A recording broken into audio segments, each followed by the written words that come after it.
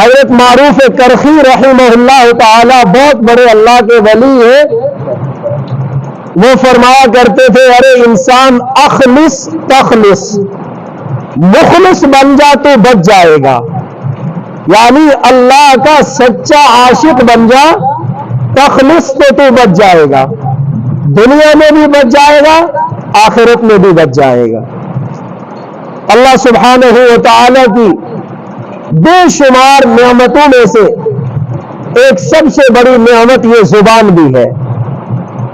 اس زبان کی قدر و قیمت ہمیں شاید تقریر سے سمجھ میں نہ آئے، اس زبان کی قدر و قیمت اس آدمی سے صحیح معلوم ہو سکتی ہے جو قوت گویائی سے محروم ہے، نہ جانے اس کے دل میں کتنے خیالات اٹھتے ہیں اور وہ اپنی اس زبان کے ذریعے اپنے معافی ضمیر کو ظاہر نہیں کر سکتا، بس اشاروں پر گزارا کرتا ہے۔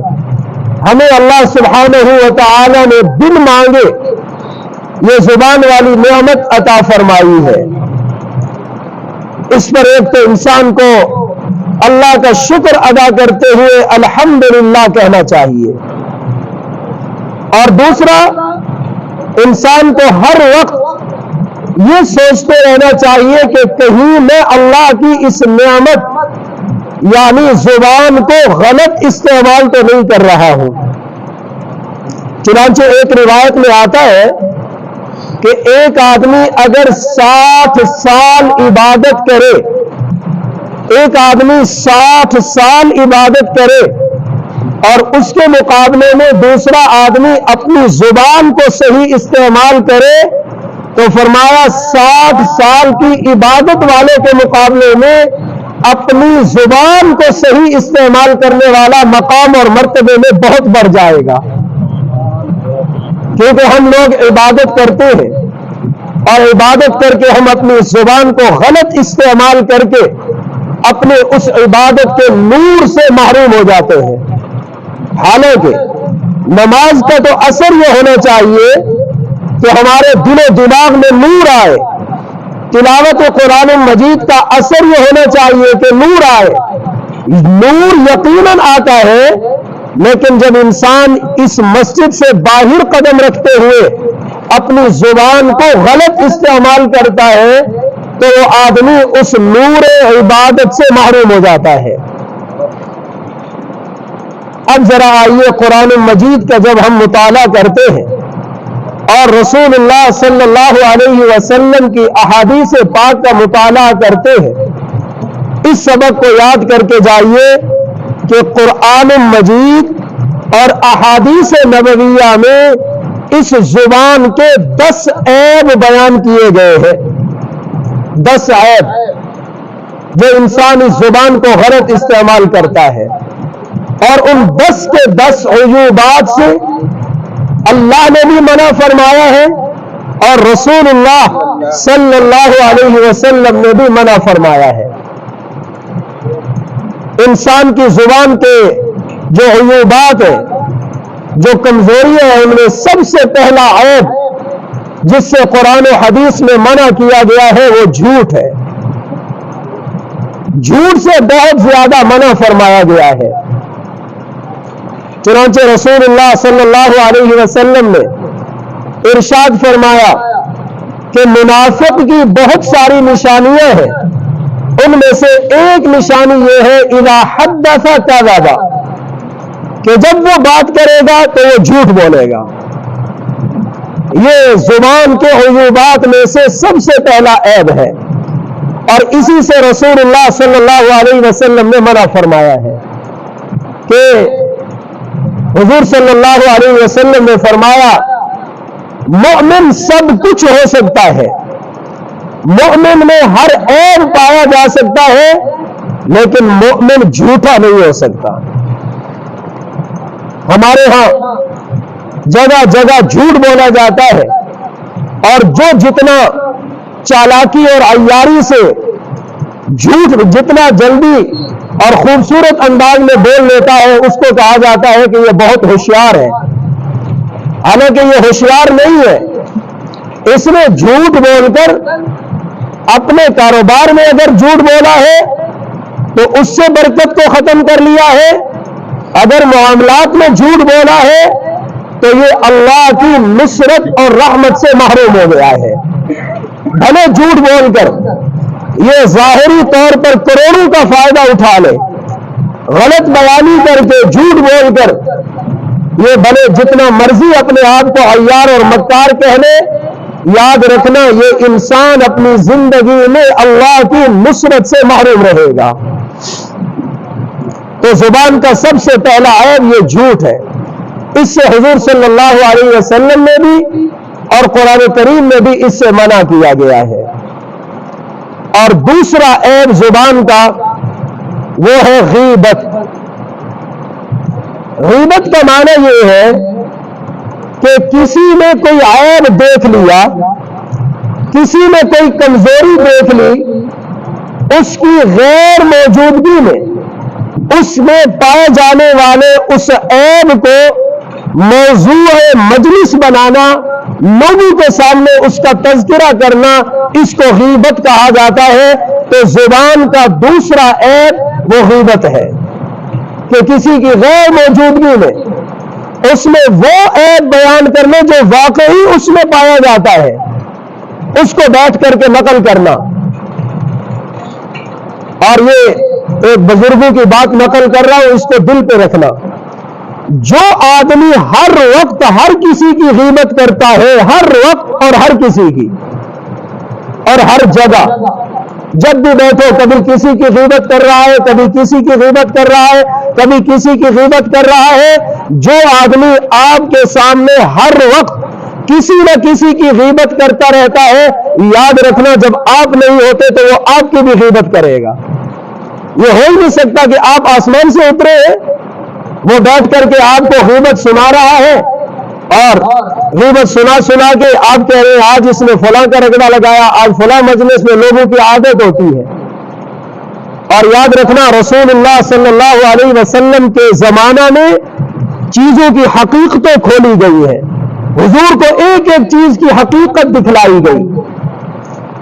چنانچہ رمضان المبارک کے مقدس مہینے میں دو عورتیں حضور صلی اللہ علیہ وسلم کی خدمت میں پیش کی گئی اور عرض کیا گیا یا رسول اللہ، یہ عورتیں بھوک اور پیاس کی وجہ سے اتنی بے تاب ہیں کہ اگر انہوں نے روزہ نہ توڑا تو ممکن ہے اس بھوک اور پیاس کی شدت کی وجہ سے ان کی موت واقع ہو جائے۔ رسول اللہ صلی اللہ علیہ وسلم نے فرمایا وہ دو عورتیں کدھر ہیں؟ بتایا گیا کہ فلاں مکان میں۔ آپ نے فرمایا ان کو لے آؤ۔ ان دو عورتوں کو لایا گیا۔ حضور صلی اللہ علیہ وسلم نے فرمایا ایک بڑا پیالہ لے آؤ، تھال۔ وہ پیالہ لایا گیا تو آپ نے ان عورتوں کو کہا کہ قے کرو، تم اپنے گلے میں انگلی ڈالو اور قے کرو۔ انہوں نے جب قے کی تو اندر سے گوشت کے ٹکڑے نکلے، گوشت کے ٹکڑے۔ حضور صلی اللہ علیہ وسلم نے فرمایا ان عورتوں نے دونوں نے بیٹھ کر کسی کی غیبت کی ہے، اور غیبت کرنے والا اللہ کے قرآن کے مطابق وہ اپنے مردہ بھائی کا گوشت کھانے والا ہے۔ اللہ نے مجھے دکھا دیا ہے کہ ان عورتوں نے غیبت کی ہے اور غیبت کی وجہ سے ان کے اندر مردار گوشت دیا ہے، جس کی وجہ سے ان کو روزے نے پریشان کر دیا ہے۔ اور قرآن کا ایک ایک حرف ہم مانتے ہیں اور ہمارا ایمان ہے کہ قرآن کا ایک ایک حرف سچا ہے۔ اور قرآن کہہ رہا ہے اَيُحِبُّ أَحَدُكُمْ أَن يَأْكُلَ لَحْمَ أَخِيهِ مَيْتًا۔ ارے مجلس میں بیٹھ کر کسی کے عیب کو، کسی میں پائے جانے والی کمزوری کو نقل کرنے والے، مزے لے لے کر ارے بتلانے والے، کیا تو پسند کرتا ہے کہ تو اپنے مردہ بھائی کا گوشت کھائے؟ مردہ بھائی کا گوشت کھانا پسند نہیں کرتے ہو تو پھر بلا ضرورت اور بلا وجہ کسی میں پائے جانے والے عیب کو بھی کسی مجلس میں مت ذکر کرو۔ تو انسان میں زبان کے اندر پائے جانے والا دوسرا عیب وہ غیبت ہے۔ اور تیسرا عیب، یہ سب قرآن میں ہے، تیسرا عیب جو انسان کی زبان کے اندر پایا جاتا ہے وہ ہے چغل خوری۔ چغل خوری یہ بھی بہت سخت کبیرہ گناہوں میں سے بڑا گناہ ہے۔ وہ یہ ہے کہ دو آدمی آپس میں ذرا ناراضگی ہے ان کی چل رہی ہے، تو ایک آدمی اس کے پاس آیا اور اس نے آ کر کے جس سے ناراضگی چل رہی ہے اس کے بارے میں کوئی سخت جملے کہے۔ اب یہ جناب اٹھا اور اس نے فوراً اس کی دکان یا اس کے مکان پہ جا کے اس کو بتایا، آج وہ جو جس سے تیری کلیش ہے نا، آج وہ میرے پاس آیا تھا اور تیرے بارے میں یہ جملے کہہ رہا تھا۔ یہ جا کر کے ادھر بتانا ادھر، اور پھر اس کی سن کر آ کر کے ان کو بتانا اور ان کے آپس میں اختلاف کو بڑھانا، یہ چغل خوری کہلاتا ہے۔ اور یہ بھی قرآن مجید کی آیت مبارکہ کے مطابق اس کی بھی بڑی سخت ممانعت ہے۔ حماز مشاء بنمیم، نمیم کہتے ہیں چغل خوری کرنے والا۔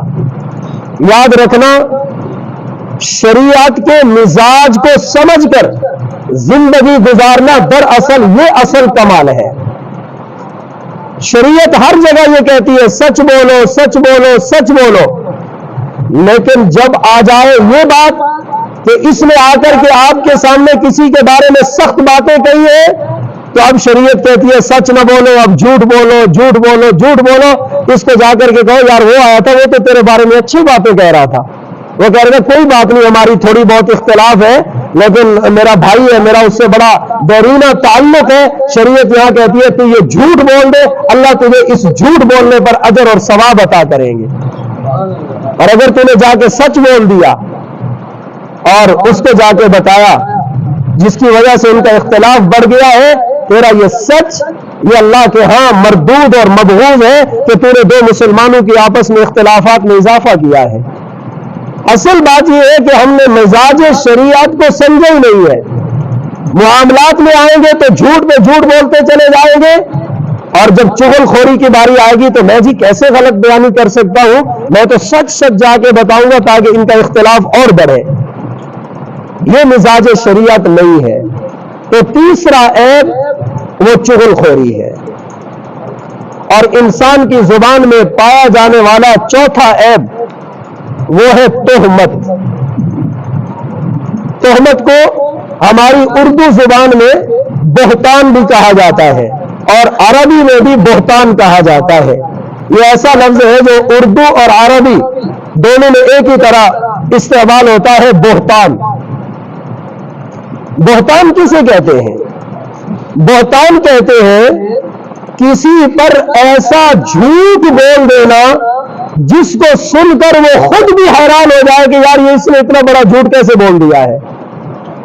بہتان ایک عام جھوٹ، اور بہتان اس سے ذرا بڑھ کر ہے کہ کسی کے متعلق ایسی بات کہہ دینا جس کو سن کر اس کے بھی ہوش ٹھکانے آ جائیں، یار یہ بات تو میرے حاشیے خیال میں بھی نہیں تھی جو اس نے میری طرف نسبت کر دی ہے۔ وَلَا تَأْتُوا بِبُهْتَانٍ تَفْتَرُونَهُ بَيْنَ أَيْدِيكُمْ وَأَرْجُلِكُمْ۔ حدیث پاک کے اندر ہے کہ تم ایسا بہتان مت لگایا کرو جس کو تم خود گھڑ لیتے ہو، اور گھڑ کے کسی پر لگا دیا کہ جناب فلاں ایسا ہے فلاں ایسا ہے، جس کو سن کر وہ بیچارہ بھی اس کے بھی ہوش اڑ جائے۔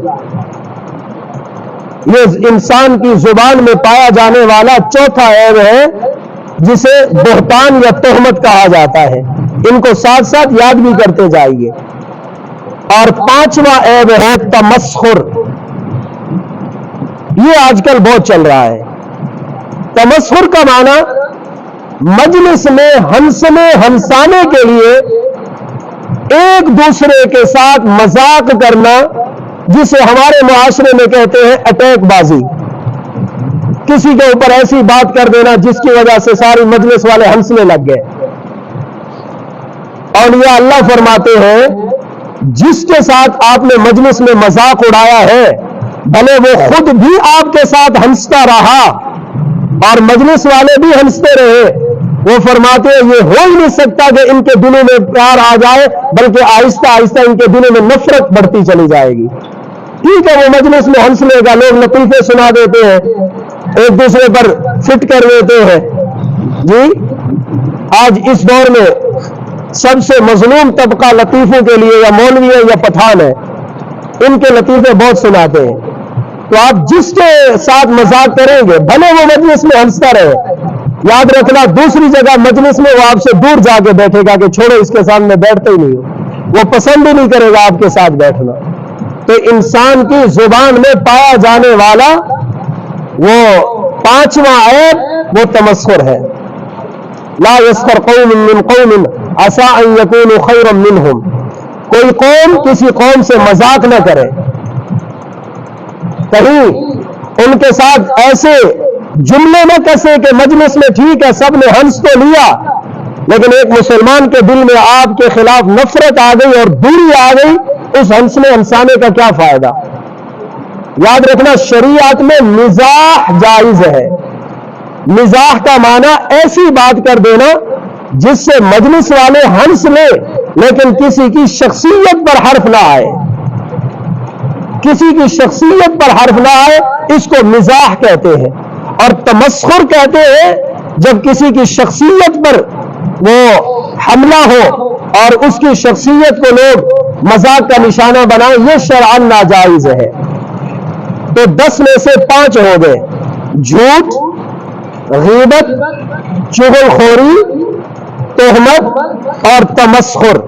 مذاق اڑانا، کسی کی ذات کو کسی کی قوم کو ہدف تنقید بنا کے اور یہ کہنا کہ یہ جی ہم ایسے گپ شپ کر رہے تھے. ایسی گپ شپ کا کوئی فائدہ نہیں جو دوسرے مسلمان کو آپ سے دور کر دے. یہ 5 عیب ہے. اور 6واں عیب جو زبان کا ہے جس سے قرآن و حدیث میں منع کیا گیا ہے وہ ہے وعدہ خلافی، جھوٹے وعدے، چاہے وہ خاندانی معاملات میں ہوں چاہے کاروباری معاملات میں ہوں. جھوٹے وعدے یہ اللہ اور اللہ کے رسول کو ناپسند ہے. یا ایھا الذین آمنوا اوفوا بالعقود. جو عقد کر لیا، جو وعدہ کر لیا، اس عہد کو پورا کرو. اور رسول اللہ صلی اللہ علیہ وسلم نے ارشاد فرمایا ہے جب کوئی آدمی دل سے سچا وعدہ کر لے،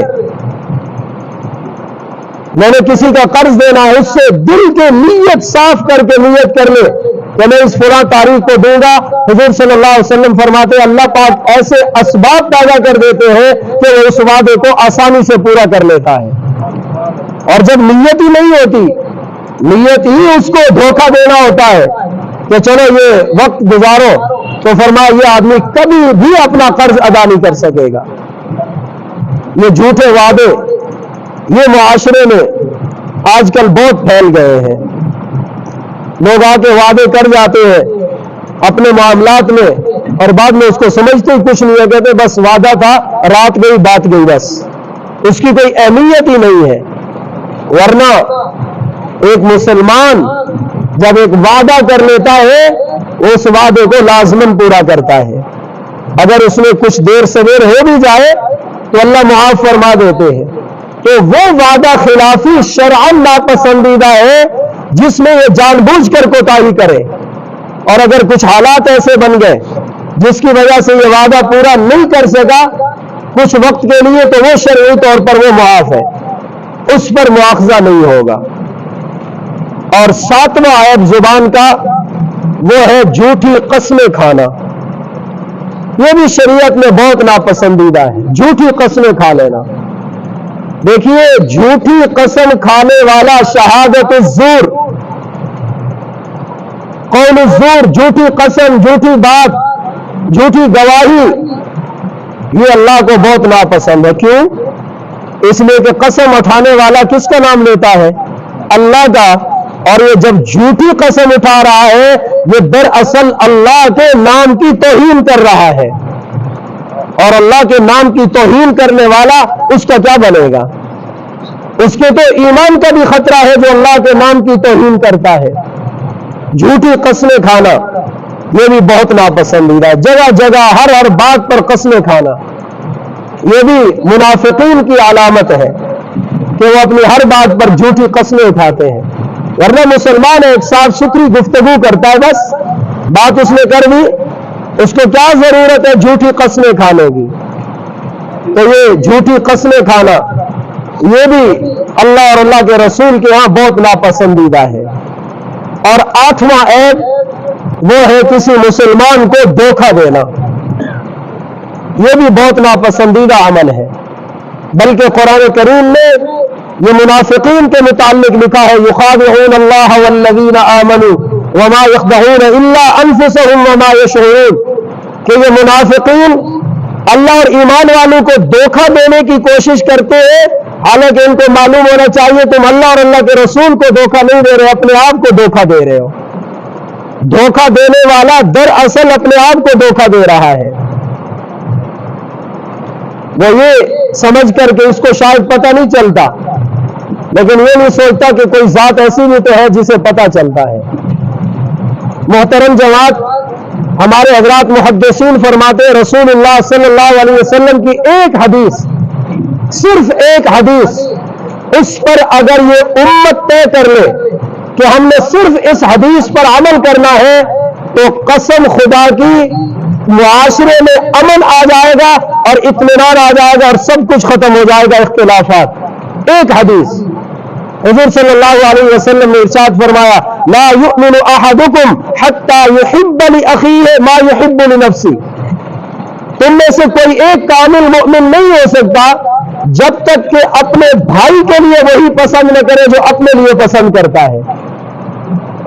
بس ایک حدیث پر عمل کر لے، پوری امت کے اختلافات ختم ہو جائیں گے۔ جو اپنے لیے پسند کرتا ہے اپنے بھائی کے لیے وہی پسند کرے، اپنے لیے یہ پسند کرتا ہے کہ میں جہاں جاؤں میری عزت ہو تو اپنے بھائی کے لیے وہی پسند کرے کہ اس کی بھی عزت کرے۔ یہ چاہتا ہے کہ کسی مجلس میں میری کوئی غیبت نہ کرے، میرے عیب کو نہ کھولے، تو یحب لنفسہ، جو اپنے لیے پسند کرتا ہے اپنے بھائی کے لیے بھی وہی پسند کرے۔ یہ چاہتا ہے میرے ساتھ کسی معاملے میں کوئی دھوکہ نہ کرے، تو پھر اس کو کہو کہ یحب لاخیہ ما یحب لنفسہ، اپنے بھائی کے لیے وہی پسند کر جو اپنے لیے پسند کرتا ہے۔ یہ چاہتا ہے کہ مجھے کوئی ماں بہن کی گالی نہ دے، تو یہ بھی کسی کی ماں بہن کو گالی نہ دے۔ تو ایک حدیث پر اگر امت عمل کر لے، جی ہمارے یہاں معاملات میں کیا ہوتا ہے، وہ اس کو دھوکہ دینے کی کوشش کر رہا ہوتا ہے، وہ اس کو دھوکہ دینے کی کوشش کر رہا ہوتا ہے، جس کی وجہ سے دونوں برکتوں سے محروم ہو جاتے ہیں۔ اس کے پاس غلط چیز ہے، یہ کوشش ہے کسی طریقے سے، وہ کہتا ہے جی یہ چیز بالکل ٹھیک، بالکل جی ٹھیک ہے، حالانکہ اس چیز میں عیب ہوتا ہے، یہ اس عیب کو چھپاتا ہے، بھائی تسلی کر لے میں بعد میں ذمہ دار نہیں ہوگا۔ یہ کہنے والا دراصل یہی کہہ رہا ہوتا ہے کہ مسئلہ ہے، اللہ کرے تجھے پتہ نہ چلے۔ میرے ساتھ ہمارے شہر کا ایک معزز آدمی ہے، بہت معزز آدمی، ہم ایک دفعہ اس کے ساتھ ملتان گئے، کام تھا مجھے، تو کام سے جب فارغ ہوئے تو اس نے کہا مفتی صاحب اجازت ہو، تو میں نے وہ پلازا جہاں موبائل وغیرہ فروخت ہوتے ہیں، وہ رحمہ سینٹر، مجھے آج تک یاد ہے، ہم وہاں گئے، اس نے کہا جی میں نے یہ موبائل تبدیل کرنا ہے۔ تو جب ہم گئے نا تو وہ بھی بڑا معزز آدمی، تو اس نے جا کر کے موبائل دیا، اس کے موبائل میں کچھ مسئلہ تھا۔ اب اس نے کہا جناب یہ موبائل آپ نے بیچنا ہے؟ جی بیچنا ہے۔ اس نے پوچھا کوئی فالٹ تو نہیں ہے؟ کہ نہیں بالکل ٹھیک ہے جی۔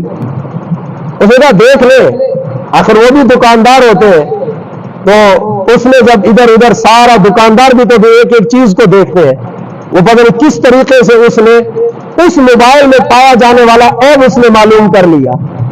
اب اس نے کہا جی جناب آپ بتائیے، آپ ایک مولانا صاحب بھی آپ کے ساتھ ہیں اور آپ میرے ساتھ دھوکہ کی کوشش کر رہے تھے، آپ بتائیں جب آپ موبائل لینے جائیں گے تو آپ کے ساتھ اگر کوئی کرے تو آپ کو کیا پسند ہوگا؟ تو پھر واپسی میں میں نے اس کو یہ حدیث سنائی، میں نے کہا اللہ کے بندے تیرے موبائل میں فالٹ تھا، تو بتا دے گا کہ میرے موبائل میں یہ فالٹ ہے بس۔ اس نے پیسے ویسے ہی کاٹ لیے دکان والے نے کہ بھائی دیکھو میں نے آپ کو اس کا ریٹ یہ لگایا تھا، لیکن چونکہ اب یہ نقص نکلا ہے یعنی میں آپ کو اتنے دوں گا۔ میں نے کہا اس نے تجھے 500 1000 کم دے دیے، پہلے بتا دیتا، عزت بھی بچ جاتی اور سکون بھی ہوتا۔ آج معاشرے میں یہی چل رہا ہے، جو اپنے لیے پسند کرتے وہ بھائی کے لیے پسند کرنے کے لیے تیار نہیں ہے۔ بھائی سے مراد مسلمان فرد ہے۔ میں نے کہا اس کی ہزاروں مثالیں لیتے چلے جاؤ، آپ خود فیصلہ کر لیں گے یار یہ تو واقعی معاشرے میں عمل آ جائے گا۔ جی کوئی کہتا ہے کہ میرے ساتھ جی ہر ایک عزت و احترام سے پیش آئے، تو پھر تو اس کو دور سے دیکھ کے ماں بہن کی گالیاں دے اور یہ توقع رکھتا ہے کہ وہ میری عزت کرے۔ ٹھیک ہے تیرے ڈر کی وجہ سے وہ تجھے عزت دے دے گا، لیکن جب تو جائے گا وہ تجھے بھی گالیاں دے گا. بس یہ حضور صلی اللہ علیہ وسلم کا بتایا ہوا نسخہ ہے. تو بہرحال نویں جو عیب ہے زبان کا وہ ہے تنابز بالالقاب، یعنی کہ ایسا جملہ بولنا جس کی وجہ سے اس بیچارے کی توہین ہو جائے، اس کا الٹا نام رکھ دینا، اس کے ساتھ کوئی ایسا جملہ کس دینا جس کی وجہ سے اس کی توہین ہو جائے. ولا تنابزوا بالالقاب، کسی کا لقب مت بگاڑو. بئس الاسم الفسوق بعد الایمان، ایمان کے بعد کسی کا نام بگاڑنا یہ بہت برا ہے. اور 10واں عیب وہ ہے گالی دینا. آج معاشرے میں گالی بہت عام ہو گئی ہے، بلکہ سلام تک کا رواج بھی ختم ہوتا جا رہا ہے. ایک دوسرے کو ملتے ہیں وہی گالیوں سے شروع کرتے ہیں. حالانکہ ذرا غور سے حدیث سننا. رسول اللہ صلی اللہ علیہ وسلم نے ایک دفعہ صحابہ کرام کو فرمایا یار مسلمان کے لیے مناسب نہیں ہے، ذرا غور کرنا. حضور نے فرمایا مسلمان کے لیے مناسب نہیں ہے کہ وہ اپنے والدین کو گالی دے. کسی آدمی کے لیے اپنے والدین کو گالی دینا یہ مناسب نہیں ہے. صحابی نے عرض کی یا رسول اللہ ماں باپ کو کوئی گالی دیتا ہے؟ آپ نے فرمایا جی ہاں، اپنے ماں باپ کو گالی یہ ہے کہ تو کسی کے ماں باپ کو گالی دے تو وہ جواب میں تیرے ماں باپ کو گالی دے گا، تو سبب تو بنا ہے، تو گویا اپنے ماں باپ کو گالی تو نے دی ہے. چنانچہ قرآن حدیث میں الحمد سے لے کر والناس تک پورے قرآن میں کافروں کی تردید کی ہے. قرآن میں کافر مشرک شرک کی تردید ہے، شراب پیتے تھے شراب کی تردید ہے، زنا کرتے تھے زنا کی تردید ہے، لیکن قرآن نے کوئی گالی نہیں دی ہے. بلکہ رسول اللہ صلی اللہ علیہ وسلم کو ارشاد ہے وَلَا تَسُبُّوا الَّذِينَ يَدْعُونَ مِن دُونِ اللَّهِ فَيَسُبُّوا اللَّهَ عَدْوًا بِغَيْرِ عِلْمٍ. فرمایا ان کے جو یہ جھوٹے معبود ہیں نا بت، ان کو بھی گالی نہ دینا، ورنہ جواب میں تمہارے معبود کو وہ گالی دیں گے. تمہارا معبود برحق اللہ، ان کے معبود باطل یہ بت. اگر تم بتوں کو گالی دو گے کہ یہ ان کا معبود ہے تو وہ جواب میں تمہارے معبود برحق یعنی اللہ کو گالی دیں گے. قرآن نے گالی دینے سے منع فرمایا ہے. کسی کی قیادت کو گالی دینا، اختلاف رائے حق ہے آپ کا، اختلاف رائے آپ کا حق ہے، لیکن گالی دینا وہ جواب میں آپ کو گالی دے گا، آپ کی ماں بہن کو گالی دے گا، تو سبب آپ بنے ہیں. اس لیے یہ 10واں عیب، اس سے بھی بہت سختی سے منع کیا گیا ہے، اور وہ ہے کسی کو گالی دینا. تو یہ 10 عیب، اور 10 کے 10 قرآن میں بھی ہے اور حدیث پاک میں بھی ہے. ان سے ہمیں بچنا ہے. میں نے قرآن مجید کی جو آیت پڑھی تھی سورۃ الاحزاب کی آیت نمبر 70، اس میں اللہ سبحانہ و تعالی نے یہی فرمایا یا ایھا الذین آمنوا اتقوا اللہ وقولوا قولا سدیدا. اے ایمان والو اللہ سے ڈرو اور درست بات کہو، غلط بات نہ کرو. اگر کسی بات میں یہ 10 عیب پائے گئے تو وہ قول سدید نہیں ہے. یاد رکھنا، آپ ہر سال صحیح بخاری شریف کے ختم بخاری پر مدرسے میں سنتے ہیں ان اعمال بنی آدم وقولهم توزن. انسان کے یہ اعمال اور وزن اور یہ اقوال یہ تولے جائیں گے، ان کا وزن ہوگا کہ تم کیا کچھ بولتے رہے. اس لیے اپنی زبان کو بہت زیادہ احتیاط سے استعمال کرنے کی ضرورت ہے. من صمت نجا، من سکت سلم. جو خاموش رہا وہ محفوظ ہو گیا، وہ بچ گیا. آخری بات عرض کر کے ہمارے جو مہمان مولانا تشریف لائے انشاءاللہ وہ گفتگو فرمائیں گے. میں آخری بات کرتا ہوں. وقت کے بادشاہ شہزادہ، اس کو بادشاہ نے شہزادہ صاحب کو ایک مدرسے میں پڑھنے کے لیے بھیج دیا کہ یہ بچہ جائے گا حضور صلی اللہ علیہ وسلم کی احادیث پڑھ کے آئے گا. چنانچہ وہ بچہ پہلے دن پڑھنے گیا تو اتفاقاً رسول اللہ صلی اللہ علیہ وسلم کی جو حدیث آئی وہ تھی من صمت نجا وفی روایت من سکت سلم. جو خاموش رہا وہ بچ جائے گا. اس حدیث پاک کا اثر اس شہزادے کے دل پہ ایسا ہوا، اس نے کتاب بند کی، کہنے لگا استاد جی پہلے اس حدیث پر عمل کر لوں یعنی اپنی زبان کو کنٹرول کر لوں پھر اگلی حدیث پڑھوں گا۔ چنانچہ وہ واپس آ گیا بادشاہ کا بیٹا شہزادہ، تو مختصر گفتگو کرتا، خاموش رہتا، زیادہ تر وقت اللہ کا ذکر کرتا رہتا۔ اب بادشاہ بڑا حیران، یار بچے کو کیا ہو گیا؟ جلدی مدرسے گیا اور کہنے لگا مولانا صاحب اس کے استاذ کہاں ہے؟ استاذ صاحب سے ملاقات ہوئی، آپ نے میرے بچے پر کیا دم کیا؟ انہوں نے کہا کوئی دم نہیں کیا، یہ حدیث ہے آپ بھی سن لو، حضور صلی اللہ علیہ وسلم کی سچی حدیث ہے، میں نے تو یہی سنائی ہے۔ تو بادشاہ کہنے لگا اچھا یہ حدیث سنائی ہے؟ پھر اس نے اپنے لوگوں کو بلوایا کہ تحقیق کرو بچے پر کوئی اثر تو نہیں ہو گیا، کوئی آسیب کا کوئی جنات کا اثر تو نہیں ہے؟ تو تحقیق کی گئی تو کوئی اثر نہیں تھا۔ تو بادشاہ نے کہا یار کوئی جو آدمی میرے اس شہزادے بیٹے کو بلوا دے گا، یعنی جس کے کسی عمل کی وجہ سے یہ بول پڑا، میں اس کو اتنا اتنا انعام دوں گا۔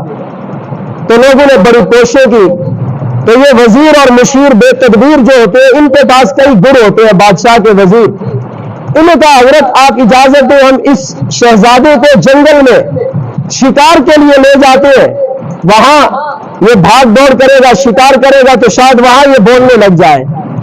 وہاں گئے، انہوں نے اپنی وہ بندوقیں نکالی، تیر نکالے ترکش سے اور تیر اندازی شروع کر دی، شکار مارنے لگ گئے۔ شہزادہ خاموش ہے، اللہ کے ذکر میں مشغول ہے۔ ایک تیتر جو جھاڑیوں میں چھپا ہوا تھا وہ اچانک بولا، جب وہ بولا نا تو شکاری کو پتا چلا یہاں تیتر ہے، اس نے تیر مارا اور سیدھا جا کے نشانے پہ لگا اور وہ تیتر پھٹتے ہوئے باہر آ کے گرا۔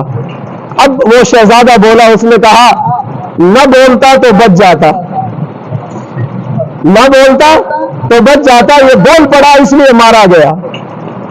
بس بادشاہ کو وزیر نے آ کے بتایا حضرت یہ میں نے آج یوں اپنے بچے سے اس شہزادے سے بلوا لیا ہے۔ تو بادشاہ بھی رونے لگ گیا، اس نے کہا یہ ٹھیک کہتا ہے، اگر نہ بولتا تو نہ مارا جاتا، بولا ہے تو مارا جائے گا۔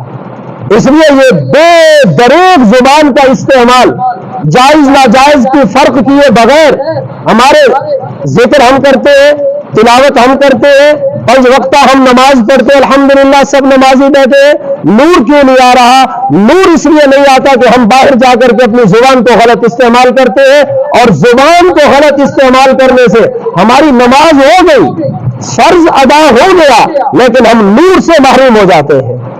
یہ اصل چیز ہے۔ اللہ سبحانہ و تعالی ہم سب کو زبان کا صحیح استعمال نصیب فرمائے، اور یہ اصل چیز ہے۔ جب ہماری زبان کا استعمال صحیح ہو جائے گا پھر ہمیں لذت آئے گی عبادات کے اندر۔ اللہ ہم سب کو عمل کی توفیق عطا فرمائے۔